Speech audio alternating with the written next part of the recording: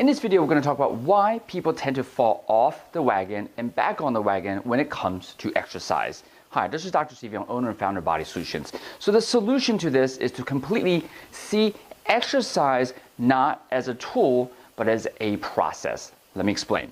So if you exercise, whether it be using Pilates, yoga, martial arts, cardio exercise, CrossFit, weight training, whatever approach to exercise that you're using, why do you do it, right? Your typical answer might be for a leaner body, a stronger body, more flexible, to decrease body fat, to improve your balance, for some type of end goal. So the interesting part about this is that if you use exercise purely as a tool to achieve some kind of result, which is what the fitness industry promotes in general, you will never love the exercise for the sake of exercising, right? Because it's only a tool.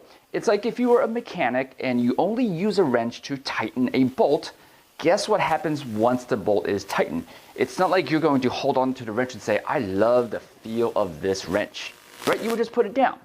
And so what happens is if you see exercise as a tool to accomplish some type of goal, the interesting dichotomy of how our mind works is that once you achieve this goal, the motivation and the reason why you started exercise, it's actually no longer there. You actually have to set a new motivation, right? And so there's another way to approach this, right? If you look at people who do martial arts, right, whether it be karate or Brazilian jiu-jitsu or Muay Thai, they don't do martial arts as a way to get abs, right? They don't do martial arts because they want to kick someone's butt. They don't do martial arts because, I don't know, they want to be faster.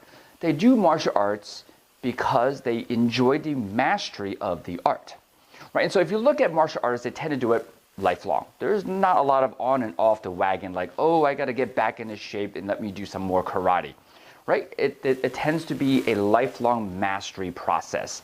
So here's the question. How do we get people to master exercise? Well, one of the things that we could do is to get rid of the label exercise, right? Because unfortunately, the fitness industry has already tainted that label. The exercise label is so synonymous as a tool to accomplish something that we might want to consider getting rid of that label. Let's just call it movement, right? Whatever approach you're doing, whether it be in the gym, outside, in a Pilates studio, wherever you are, you're basically moving your body.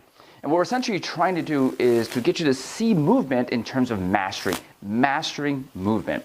And so anything that you do in whatever, in the gym, let's just say, use that example, there is a mastery of movement. Now, this goes beyond pushing more weight. That's not mastering movement. That's simply getting stronger, right? Mastery of movement is about the quality of the movement, the precision of the movement, the precision of control, right? And so if you look at martial arts, they talk about the technical aspect of, let's say, a punch or a boxing. How come when it comes to movement, it's kind of a free-for-all? You could just, you could be a supple leopard and just, move like an animal and free-flow movements.